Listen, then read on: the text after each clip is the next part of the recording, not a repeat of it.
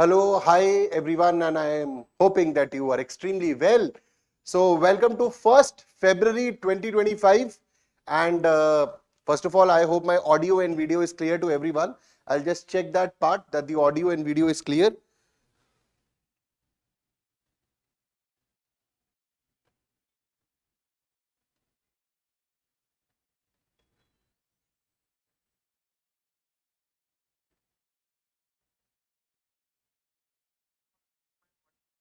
Okay, so audio and video is clear. That's the good part. First good part for today. And the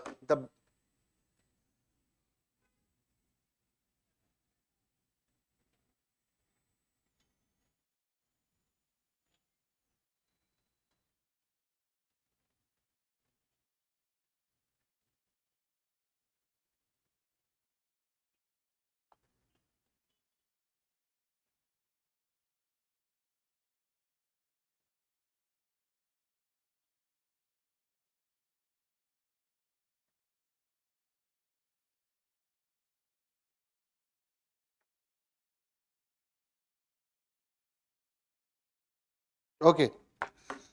So the first good part is that the audio and video is clear. Second good part is that the economic survey is out. So there is something positive economic survey is talking about, and there is something which we need to work upon. I will not say negative, rather I would say challenges which we need to work upon. And third important thing is that the tigers are increasing in India, and these steps which have been taken by the government, they are good. So certain positive and certain challenging news which are coming for today on 1st February 2025. And the most important part is that 17th February 2025, the most awaited batch 2 of OGP 2026 program, that is offline and online guidance program 2026, is starting on 17th February 2025. Offline batch is starting in Bangalore, and if you want online, you can get that access from anywhere. For all details, you can scan this QR code or call on the number 80 69 40 52 05. This is an integrated batch where GS, SA, and entire of CSAT would be taken care of. Your prelim test series, main test series, daily, weekly test, everything would be taken care. And if you have any doubts, you can call on this number for more specification of the courses. Now moving for the thought for the day, you must have seen that I've changed a little bit of thought for the day. Now we come up with a very beautiful scenery and photo so that you guys like it. He who conquers himself is the mightiest warrior. Confucius said this, that he who conquers himself is the mightiest warrior. In a very simple way, it means that conquering other things and conquering yourself, in both of them, the biggest thing is conquering yourself. Because we always have aspirations, we have jealousy, we have envy, we have different kind of, probably we do different kind of sins, we have different problems, and even after, and we are greedy also in nature. I'm talking humans as, humans as such. So a person who is able to win over himself, his jealousy, his bad deeds, or his violence, if he has it, all wrong things, and obviously moving towards good direction, that is what you conquer. Similarly, if you are preparing for a UPSC or any examination, what should we win over? We should win over distractions. We should win over our overspending time on social media. We should win over that, okay, that I've studied for a long enough time, let me have this chips or ultra processed food. We should win over this. We should eat healthy. We should not be lazy. We should stick to our targets. No, we should overcome the feeling of procrastination. So if we are able to overcome this feeling which is inside us, win over these feelings, then definitely you are moving in the right direction, and success is waiting for you. And success would be definitely waiting for you if you follow this, what Confucius has said, that if you can conquer over yourself, conquer over your negativities, conquer over your negative faults which you are doing, and then good things will be waiting for you. Okay, so today we have some very important news. Economic fundamental robust amid strong downsides. This is said by Economic Survey. So survey is out. This was released by Nirmala Sitharaman, the finance minister of the country. entire Hindi newspaper is majorly filled with economic survey. So I've taken two important news for the economic survey. One is related to the growth part. What are the major hiccups? What the government needs to do? Like again, the economic survey is talking about that the government needs to become more of a facilitator rather than asking do this, do that, and focusing on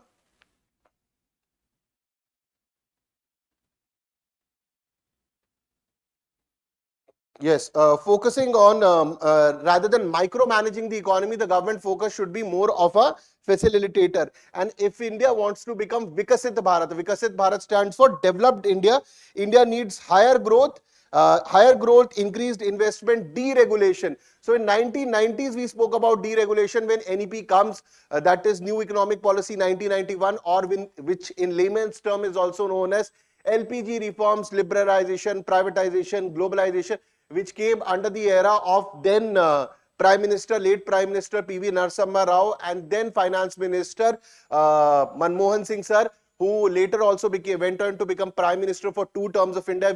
We lost one of the greatest Prime Ministers of the country. I would say that because of his economic reforms and his thoughtful thinking for India in terms of economic process also, and the nuclear deal. We lost him last year, Dr. Manmohan Singh. So these two were the very important person, Narasimha Rao and Manmohan Singh Sir, which started this deregulation in terms of this ending of the license Raj, and everything will end. LPG schemes will come, Indian economy will boost. Again, this economic survey which we are talking about of 2024 to 2025 is talking about what needs to be done in the economy so that economy moves forward. It is also talking about that economic survey that if we want to become Vikasit Bharat means developed India, we need at least more than 8% of growth for the coming decade. That is bare minimum. That for a decade means 10 years. For 10 years, we need at least 8% above growth rate. And if we get this above growth rate of 8%, then there are very high chances that we can move toward Vikasit Bharat or developed India. And what is happening in the world, which we see, protectionism is happening, which we see in America also. India needs to focus a lot on its domestic market, urban spending and rural spending also needs to increase, investment needs to increase. So all these are major factors which has been spoken in economic survey, which we will decode also. Second important news is hostile work culture, long hours in office affecting mental health. This news also comes, this is also said by economic survey, that there is a very hostile work culture in the office. The top management wants long working hours. Long working hours doesn't necessarily mean that those are productive working hours. If we see in Europe, in many other countries, the companies are shifting toward 4 days working or 4 days working, because they feel the productivity of the worker is very high when they come for 4 days. But again, when we come to India, there's a huge problem of hostile work culture, long hours in office affecting mental health. Plus, this news also talks about ultra processing foods, how they are affecting children, and how social media is also responsible for degrading mental health. So very important news. This again has been said by economic survey, too very important. So I would want that most of you people please go through today's newspaper, because there are multiple news related to economic survey, which is very important. Next is India's tiger population rose 30% over the 2 decades. So in the last 20 years, the population of tiger has increased. Many reasons: habitat has been preserved, good government regulations have been implemented. These are some of the reasons because of this has happened. In editorial, we'll talk about a note for New Delhi on dealing with Trumperica, because Trumperica has started with multiple executive orders focused on immigration policy, probably rapprochement between the US-China relationship, because Trump is now only talking about 10% tariffs. Initially, he was talking about more than 60% tariffs. And the other issue is the tariff war or the tariff problem, which India and America keeps on saying that India and China are one of the biggest tax abusers. So in US, UPSC prelims impact, we'll talk about economic survey. What is economic survey? The basic around it if a prelims question comes. So these are the important news which we would be covering for today. So moving forward with this, let's move towards the first important news. That is economic fundamentals robust amid strong downsides, the survey says. So if you see, before I move towards the news, what is economic survey? So economic survey is of 2024 to 2025. The survey which has come. So it basically studies the previous year, that is 2023 to 2024, and 2023 to 2024, sorry, 2024 to 2025, 2025 has started.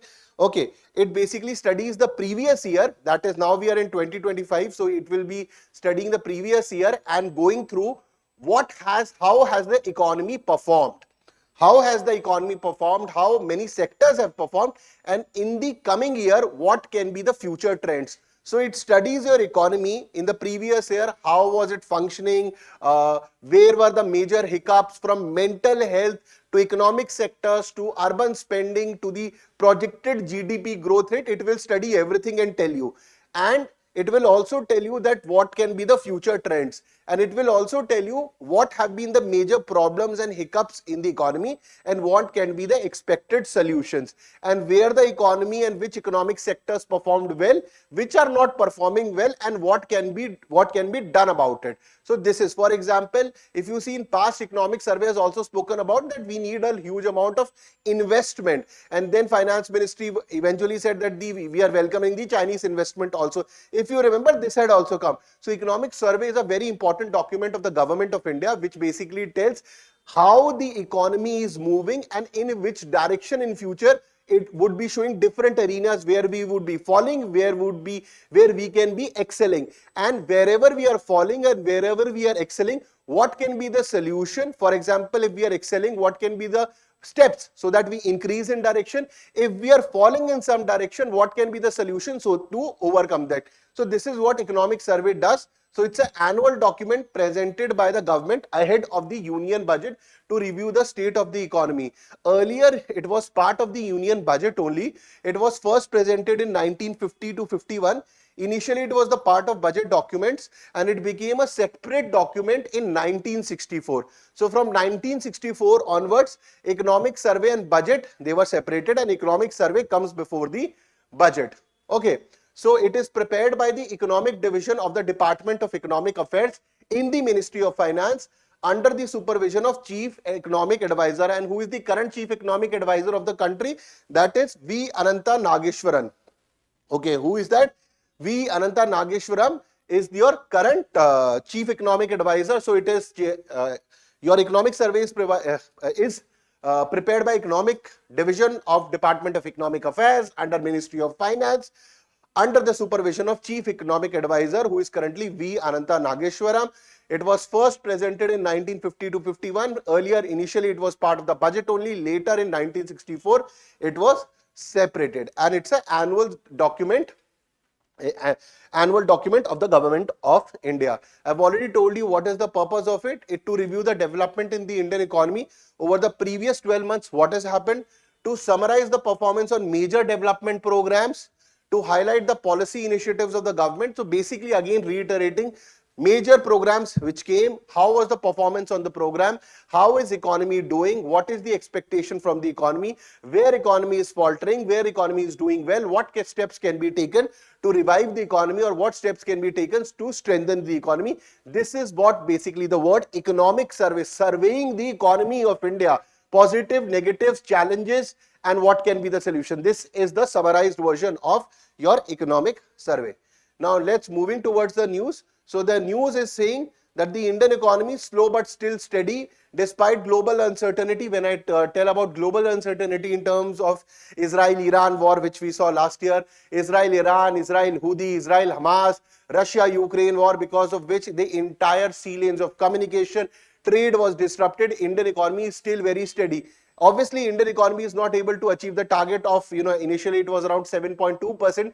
We would not be able to achieve it. Now the estimates of IMF has also changed, RBI has also changed, and economic survey has also given different estimates, somewhere around that 6.5, 6.8%. We'll come to the exact numbers also in a while. But what it is showing is that our numbers are definitely dipping. But overall, if you see global economy is also not doing very well. And the numbers of developed nations too, even for that matter, China are dipping. China wanted more than 5% of growth rate. Even China is not getting that kind of growth rate. So yes, the economy world over is struggling. There's a sluggish movement in the economy. So I hope that with the end of the two wars, that is Russia, Ukraine and Israel, Hamas is already moving towards ceasefire, the world economy should improve. But we'll have to wait, because the impact of the America and the Trump politics would also be all lot on the economy. Okay. So moving further on to this, coming to the news. So Economic Survey 2024-2025 is predicting India's GDP growth rate at 6.3 to 6.8% in 2025 to 2026, slightly up from the estimated 6.4% this year. So 6.3 to 6.8 for 2025 to 2026, it's predicting. While the domestic economy remains robust, the survey acknowledges what are the external and domestic challenges. External challenges are coming from this international markets. The war are still going on, at least the Russia-Ukraine war, and what would be the effect of Trump coming. So including uncertain urban demand, slowed government capital expenditure and subdued private investment. So the private investment is very less, private investment reduces when world over you have this kind of turmoil. I'm hoping that after, but the problem is that Trump is good, but the problem with Trump is that he's focusing on MAGA, that is making America great again. He's also saying that you invest in America, we will give you the best tax rates or probably very low tax rates, and if you don't, then you will have to pay a huge amount of tariff. So using tariff as a tool, but how successful Trump would be, that only time will tell. So these are certain challenges. Urban demand, slowed government's capital expenditure has reduced. Generally, whenever it is an election year, once the election year is there, the expenditure reduces, no major schemes are announced, and even after coming of a political party like NDA came in 2024, it takes around 6 or 8 months for the engine to restart again. So that is a problem, but again the numbers should improve in the coming time. So it emphasized that the current trajectory is insufficient to achieve the Vikasit Bharat. Vikasit Bharat means developed India by 2047. So the developed Bharat by 2047 is not possible until unless we start doing these steps. Deregulation needs to be done, that the government interference and government command of the businesses, that needs to be reduced. Government should become more of a facilitator, less rather than an inspector who is telling what to do. Deregulation needs to be done. Trust building. Right now there is very less trust on the government, and communities have trust over each of them, but they feel that the government inspectors or government people, they might be harassing us or they might be asking for money. Obviously, I'm not saying what used to happen 80s, 19, 2000, 2010. It has reduced, but still a lot of steps needs to be done.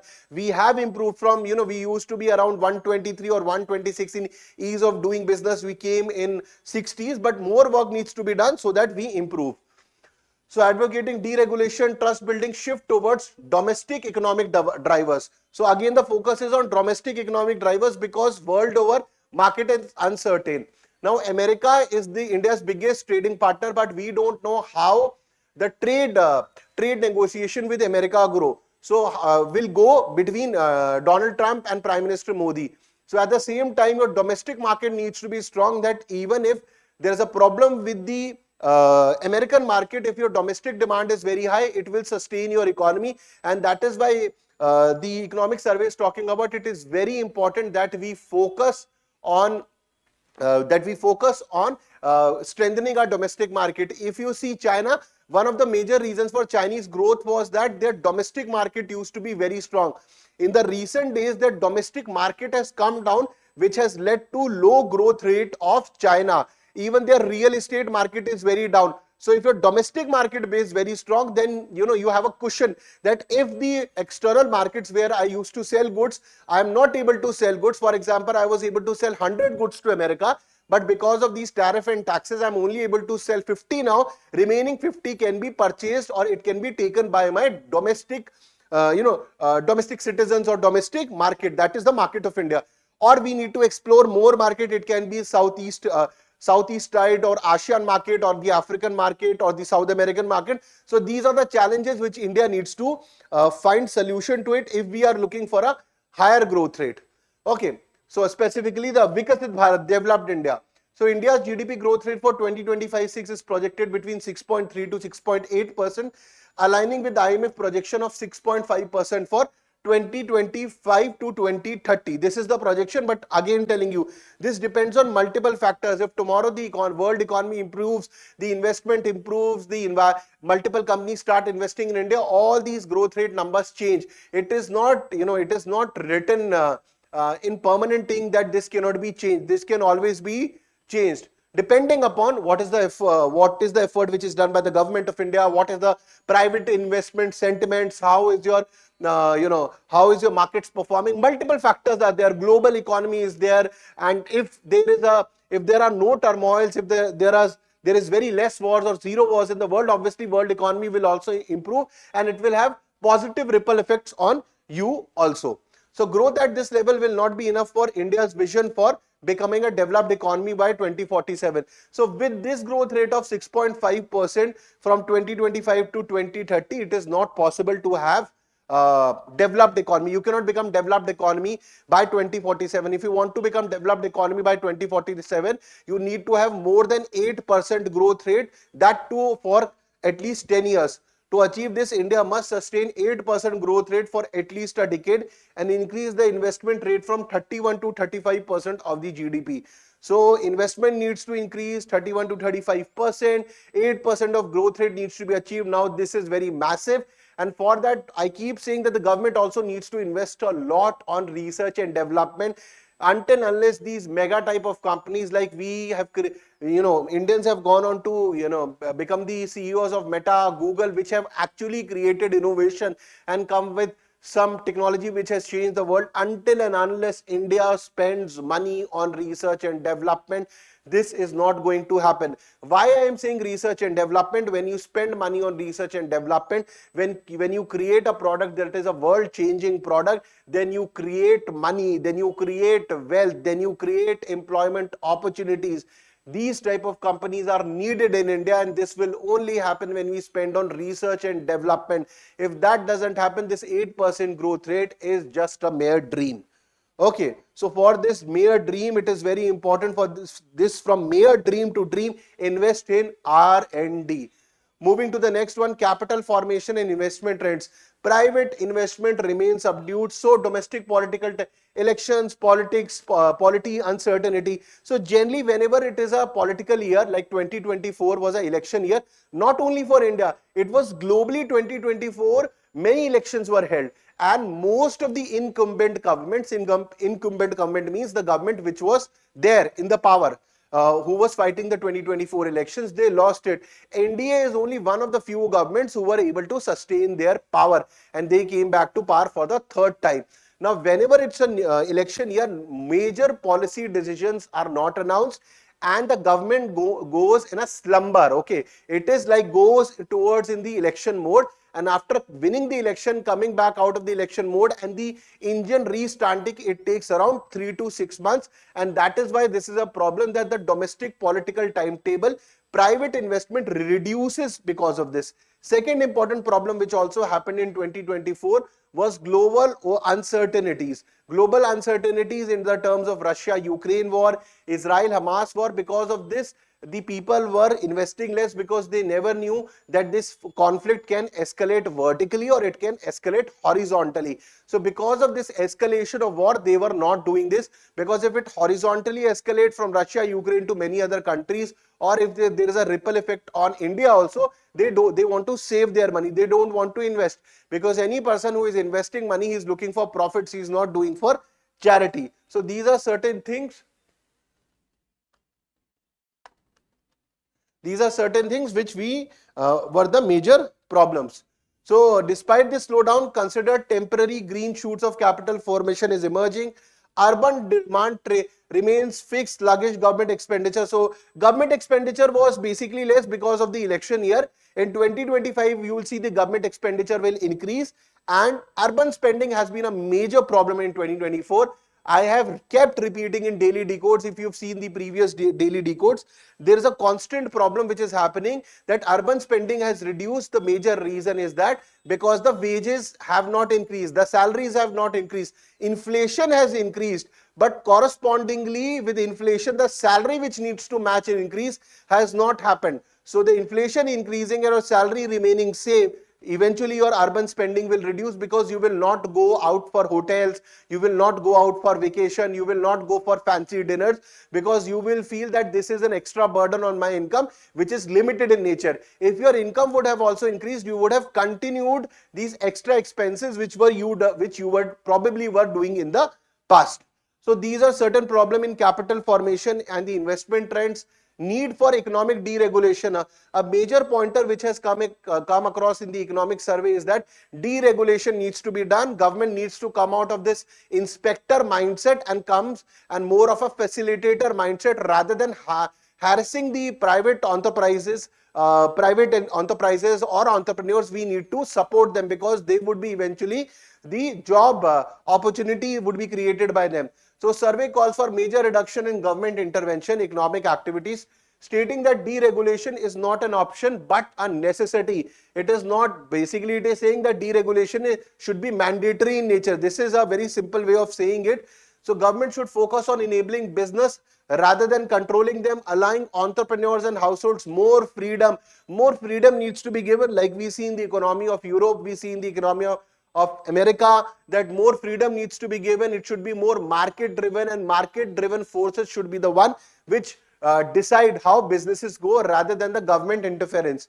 So the current regulatory mindset should shift from guilty until proven innocent. So until proven innocent. So rather than this mindset, guilty until proven innocent, which the government officials, they harass the private entrepreneurs that, you know, you have done this scam XYZ. So they need to prove their innocence, and if they're not, they are treated as guilty. So economic survey says from this mindset we need to move towards a mindset of innocent until proven guilty, that to prove guilty it should be the duty of the government and government officers to do, rather than the duty of the private entrepreneurs. It is, the economic survey is not saying that, you know, that every corrupt private individual or a private company which has done some kind of corruption, or you know, which has done some kind of corruption or some kind of criminal activities, they should be definitely taken to the bars, or they should be taken to the punishment. But at the same time, not every one of them would be doing this. So focus should be on innocent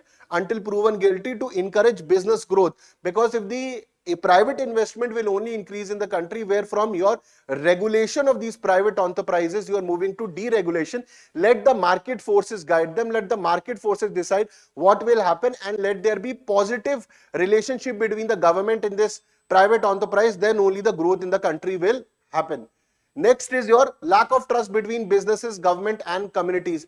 This is a major problem which is existing, and this is hampering the economic growth in the country. We've already gone in the previous slide that how the private investment is not happening because of the regulation issues. So there's already a trust issue between the business and government, and then the communities also come.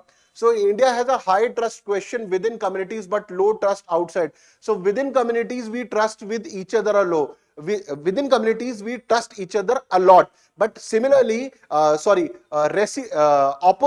outside this circle the trust is not there, so leading to excessive verification, compliance and bureaucratic red tape. This is a major problem that economic survey in 2025 they are telling. So even after 1990s we have moved, see, around even after 35 years we are talking about this problem. Excessive verification issue is there, compliance issue is there, bureaucratic red tape is there. And when it comes to states, this is a much bigger problem. Center has taken a lot of steps and it has been able to curtail, and that is how we have moved on ease of doing business.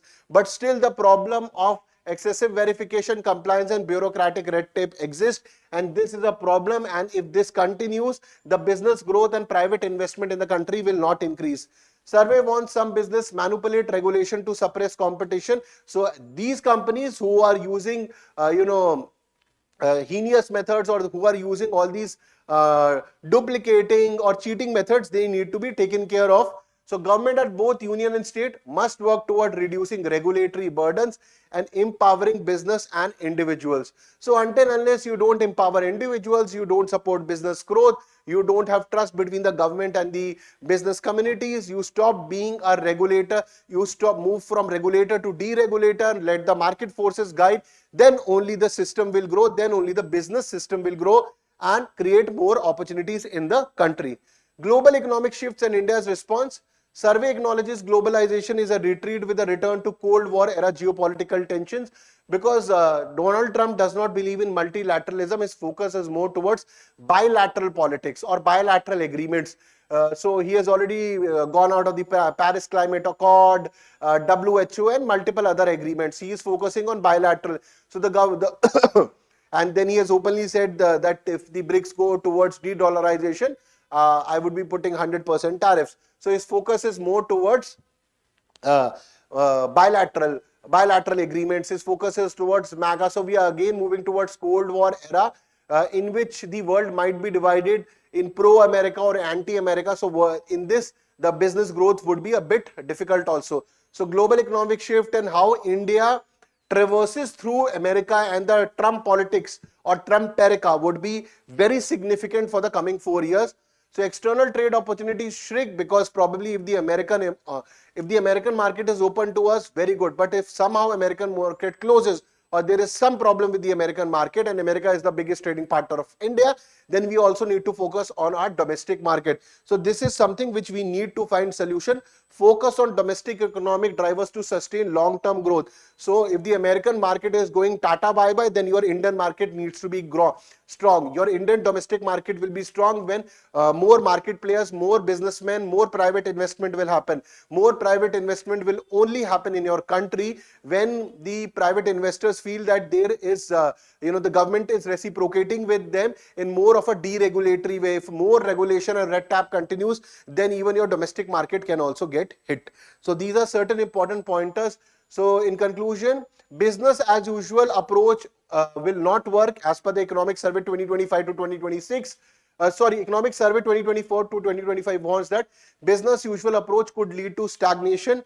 To achieve Viksit Bharat vision, India needs higher growth, increased investment, deregulation, and trust building.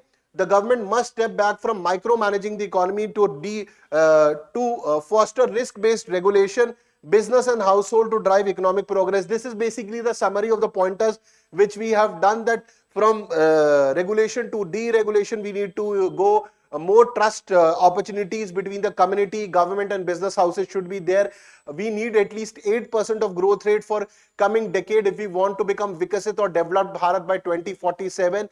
And urban spending has to increase, there is no doubt about it. The government expenditure also needs to increase, and the political problems which we had, rather the election issues which we had in 2024, for hopefully in 2025 we'll have a better year. So let's move towards question, economic survey. The survey projects India's GDP growth at 6.3 to 6.8% for 2025-2026. It suggests increasing the investment from 31 to 35% GDP to achieve higher growth. So second statement is correct, first is correct. The survey recommends tighter government regulation of business, not tighter. It is talking about deregulation. Third statement is wrong. It highlights a shift from external trade alliance to domestic economic drivers due to declining globalization. Absolutely correct. Trump is behind them. So 1, 2, 4 is the correct answer. A is the correct answer to this question. Okay. Let's move to the second important news. Before that, a UPSC mains question. Deregulation and trust building are key to India's economic growth. Discuss in the context of economic survey 2024 to 2025. So important question, because they are speaking of, in 2025 it's talking about deregulation. In 1990s we used to talk about deregulation, or prior to that. But again, economic survey is focusing on red tape, deregulation, very important again. And I think the current government needs to take this seriously if they are very serious about, because this government claims they are a very business friendly government. If they are a very business friendly government, I think they need to take this very seriously and find solution to this problem. Certain pointers have been given you for an expected line of answer. Obviously, this is not, this is just to suggest you how your answer should proceed or what important pointers are there. Now moving towards the second important news, that is, let me check if there is any important comment. Okay, good morning Sumant. Soma, hi Soma. Parikshit, good morning. Namita, good morning. Sir, the economic survey focuses too much on growth, ignores the important issues like income inequality, inflation, unemployment. Parikshit, every year economic survey focuses on multiple things. Okay, so this time the focus is a lot on deregulation and other factors. And see, this time they are covering on mental health, very important. Okay. So hostile work culture. See, and again I tell Parikshit, to answer your question, if the private investment increase, trust increases between communities, businesses, business houses and the government, more businesses will come, more industries are created, more private houses are created, private infrastructure is created, companies come, eventually it will lead to more employment. Okay. For example, if there is, say, one shop where 10 people are working, similarly from one shop it goes to 100 shops, so obviously people are working in that shops would increase. So same thing is same thing is spoken from the economic survey also, that if the investment increases, if the business houses increases, if the industry increases, automatically, that is an inferred result that, the employment opportunities will also increase. So moving towards the next important news, that is hostile work culture has having mental effect on mental health and lifestyle. So this is a very important thing which has come from economic survey.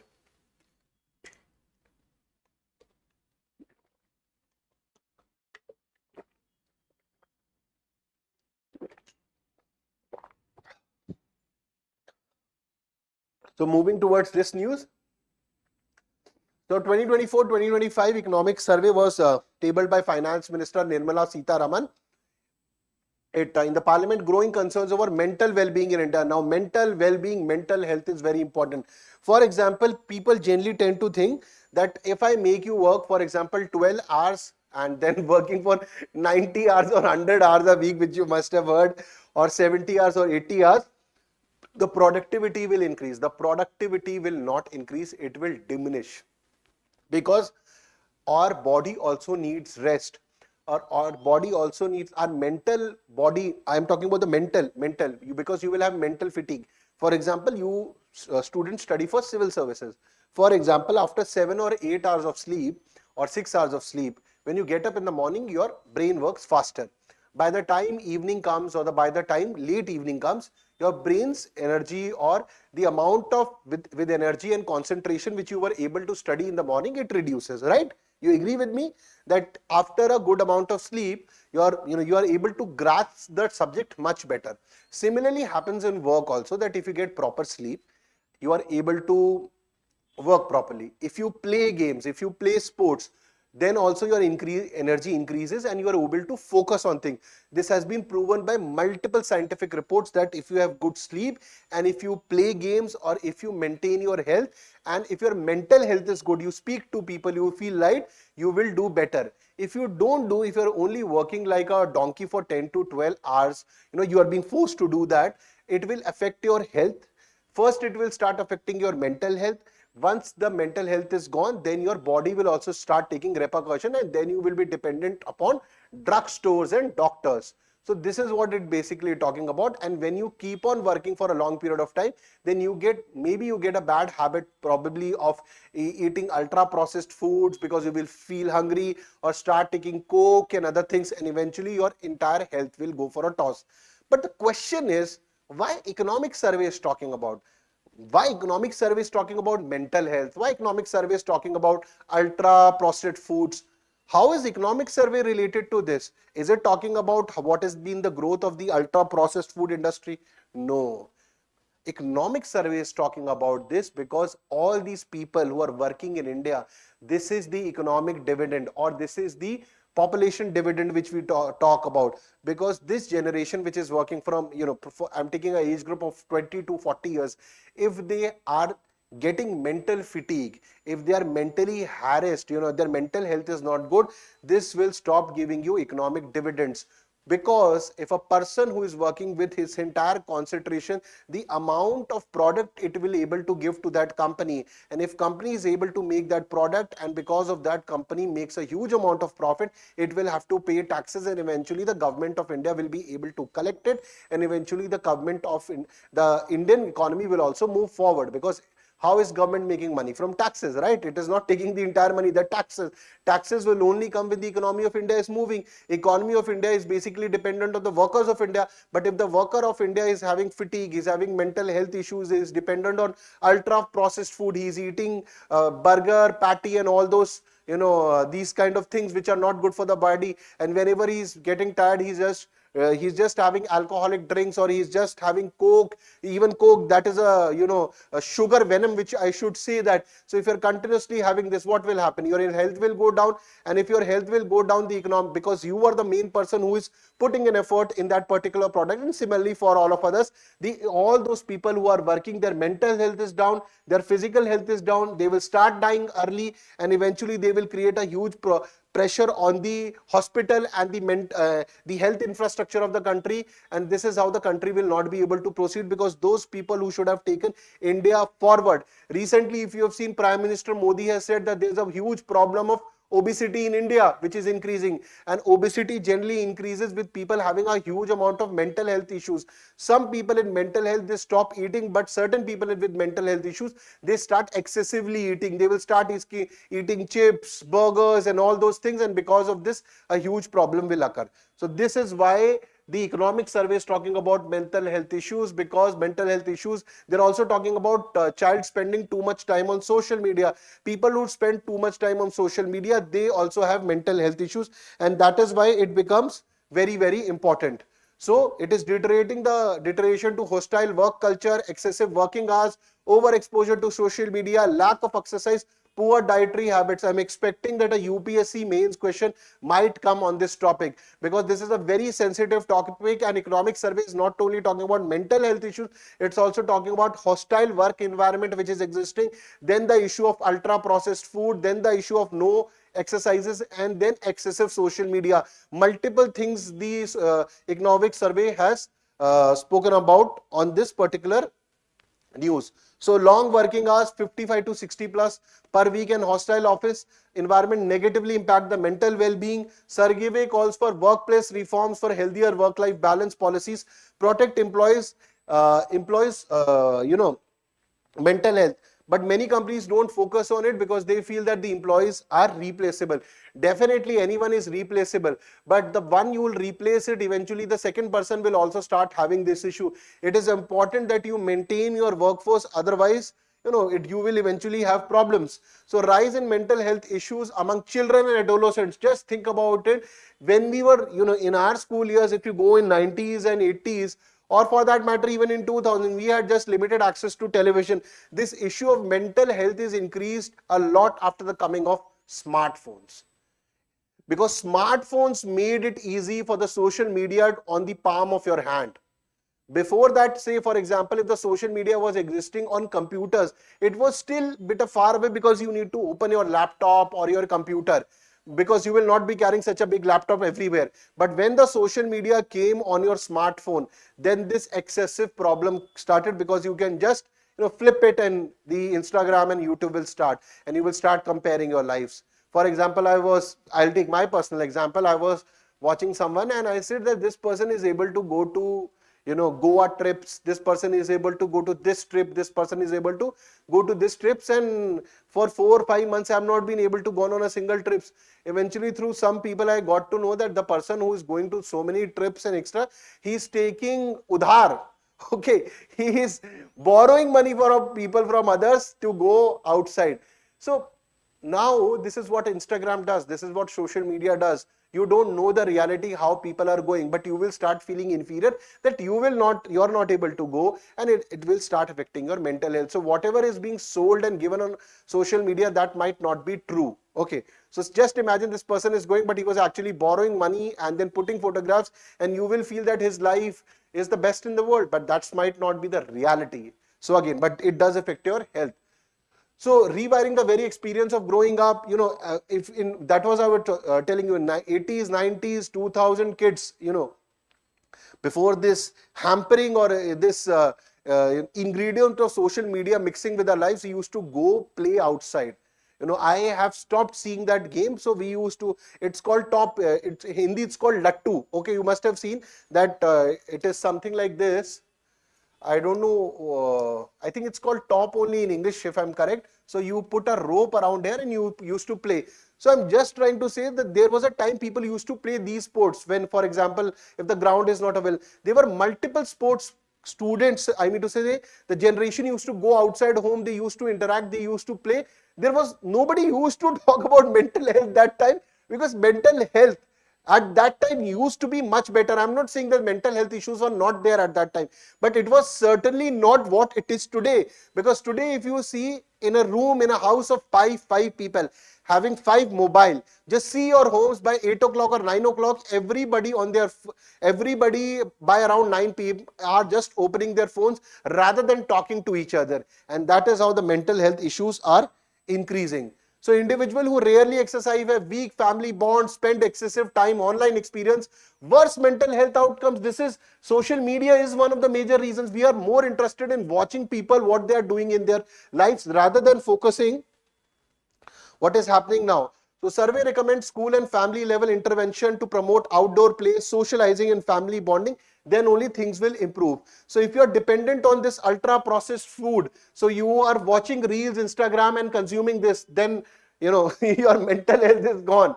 Okay, so ultra processed food. So this diet plays a crucial role in mental well-being. Consume fewer ultra processed foods, experience better mental health. So survey suggests higher tax rates on these ultra processed foods, burgers, patties, and these companies which are selling them. And there should be some sticker in the front, like we have stickers in the front of cigarettes. There has to be some kind of sticker or a banner in front of them that this is not good for body. So health tracks on brands and products, advertising, UPFs, defining, so we can put more tax on them, make them more expensive. So a chips packet is coming for 20 rupees. Suddenly, if it starts coming for 150 rupees, many people will not buy it, because this is not like cigarette that people become addicted to it. So chips, many people will leave it when it becomes for 200 rupees.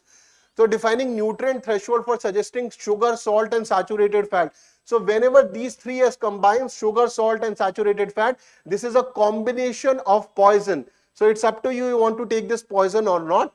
To regulate food advertising, so don't take this poison. Front of pack label should be there. Stricter marketing restrictions, especially on children under 18 years. Regulatory measures needs to be given. Clear definition and standards for ultra processed foods. Strengthening label requirements to prevent misleading nutrition claims. Many of them say that if you take boost is the secret of my energy. If you take boost, your height increases. Scientifically, nobody has been able to prove that if you take Horlicks or Boost, your height increases. But they have openly put stickers regarding this. So multi-pronged strategies are needed to fight this UPF issues. So this is which has been told in the economic survey, that mental health issue is there. We need to fight the problem of UPFs also. So coming to the MCQ, it suggests the introduction of health tax on ultra processed foods. Correct. It recommends that work hours exceeding 55 to 60 per week negatively impact economic productivity. Correct. The survey supports stricter labeling and advertising regulation on unhealthy product. Correct. It processes banning the use of social media for children. It doesn't talk about banning the social media. It does not talk. Okay, that is not it says. So 1, 2, 3 are correct. A is the correct answer to this question also. So there is a mains question also. Mental well-being is a key factor in economic growth. Discussed in the context of Indian Economic Survey 24 to 25. So many pointers are given. You can go through this. Now moving towards the next important news, that is India's tiger population rises by 30% over the 2 decades. So finally, a study has come in the scientist, and it led by senior scientist Yadvendra Dev Jhala and colleagues, revealing that India's tiger population has increased by 30% over the past 2 decades. So despite high human population increasing around the area, high population increasing densities, economic challenges and rapid urbanization, India has successfully conserved and expanded tiger habitats. And this also talks about that you can always counter man-animal conflicts if you have the right policies, right regulation and the correct intent to find solution. And in the last 2 decades, we have been able to increase the population of tigers by 30%, which is a very good number. Study highlights the role of scientific conservation strategies, strong legislative and regulation which has been done by the government of India, and socio-economic factors in tiger recovery, which has led to the growth of tiger population by 30% in the last 2 decades. 2 decades means around 20 years. So India's tiger population grew by 30%. This we have done. So a balance between land sharing, coexistence with humans and land sparing protected areas has been maintained. 85% of the breeding of tiger population exists in protected area, and remaining wildlife and sustainable and use practices at their dispersals have been done. So maintaining even the population, see, one of the major reasons this has been able to do is that lot of areas where this tiger habitat was there, multiple other employment opportunities has been created. So the people who used to be dependent on this jungle and jungle produce or the forest produce, they are no more dependent on the forest produce. Since these people are no more dependent on the forest produce, they don't enter, they don't go so much inside for the forest areas or the forest produce, and they don't disturb the tiger habitated areas. So similarly, the man-animal conflict has reduced because man is not dependent upon the forest resources. He can get his resources from other employment opportunities or other resources which are available outside the habitat area. So wherever the employment opportunities, wherever these resources are available outside the tiger habitat area, multiple employment opportunities has been created. They are able to get their resources outside the habitat area. The tigers have increased.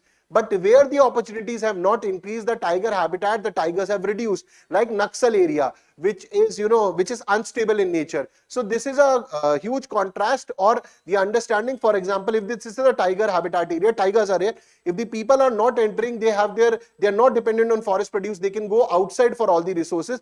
Tigers are increasing. But whenever they are coming inside, then the tiger habitat or tigers are reducing, they are not able to increase, like Naxal area, Chhattisgarh, Jharkhand. So this is the most important part of the study which has come.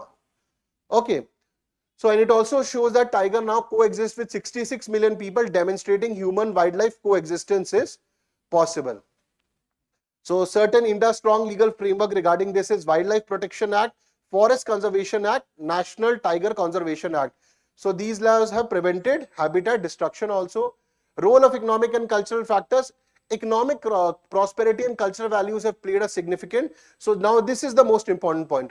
A region with low dependence on forest and better social economic conditions have seen higher tiger recolonization rates. This is what I am saying. If people are not dependent upon that forest produce and their benefits, going outside, the recolonization of tiger is increasing. On the other hand, areas with high poverty and armed conflicts like Naxal affected region, Chhattisgarh and Jharkhand, where the man-animal conflict is higher, tigers are not able to increase. So it's very simple. If you want to increase, stabilize these areas, people should be dependent upon, apart from the forest produce on the outside for their resources, tiger population can increase. So it's a wonderful thing which the government of India has been able to come. So the future challenges are there. The large tract of potential tiger habitat remains unoccupied, which needs to be worked upon. So key recommendation is expanding potential protected areas and habitat corridors, strengthening anti-poaching measures. Poaching is when you kill these animals for for their skins and other thing, and you sell in illegal markets. So the poaching of tigers need to be reduced. Promoting sustainable livelihoods for communities, enhancing human wildlife conflict mitigation. So human or the man-animal conflict should be mitigated, it should be reduced. See, if the humans are not dependent on that forest and forest produce, they go outside for their resources, employment, automatically it will start getting reduced. That's the simple mathematics. And that is what basically the report talks about. And if we work upon it, the tiger conservation has been a global success, and which can be replicated in other areas also. Coming to a question, implementation of Wildlife Protection Act and National Tiger Conservation Authority, correct? Contributed in the rise, absolutely correct.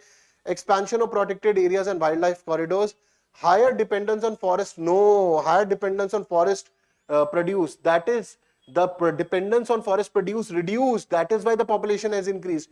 Economic prosperity and lower dependence on forest, correct. So 1, 2, 4 is the correct answer to this question, and one of the reasons that 30% of tigers population has increased in the last 2 decades.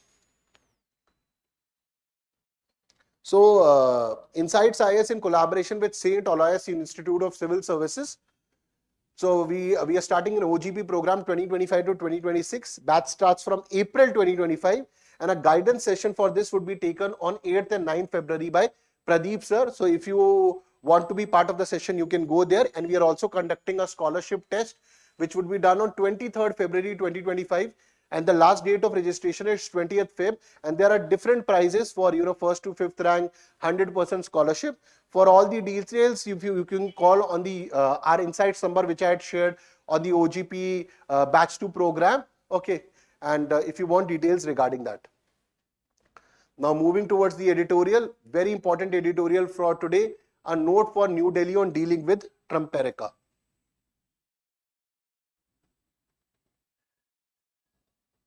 Okay. So Donald Trump has come, and within the coming of Donald Trump, I think by taking over the power, he started signing EOs, which stands for executive orders. I think more than 200 executive orders have been signed by now. And the major problems between India and America which can come is, one is related to immigration, second is related to trade, and third might be AI.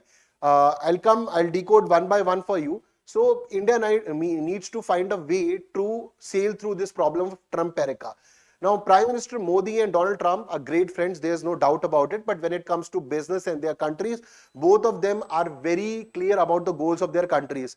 India talks about Atmanirbhar Bharat and Donald Trump talks about Make America Great Again, MAGA.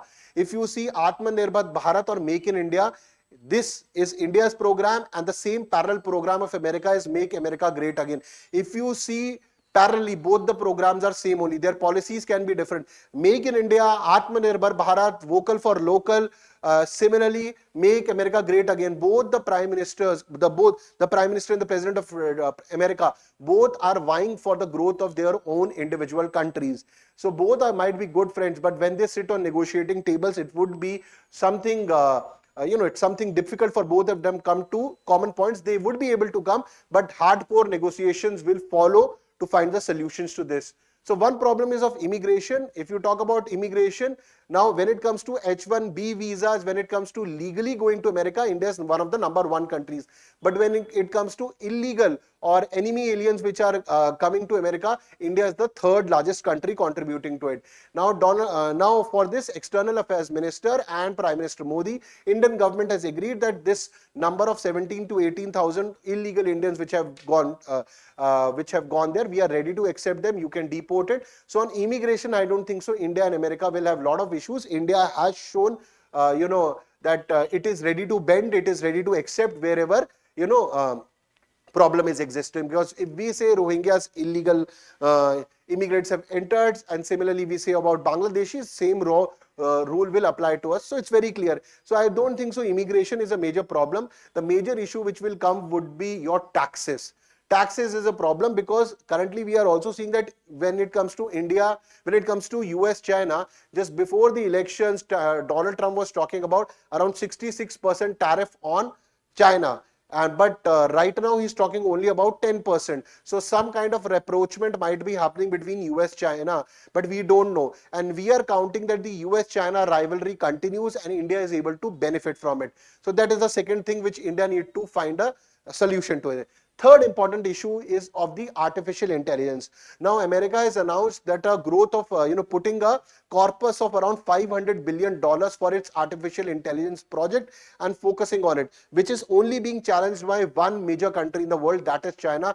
DeepSeek has been able to create mayhem and has been able to counter GPT and all other companies in just one go. And Alibaba has also released its AI tool. So China is able to counter them.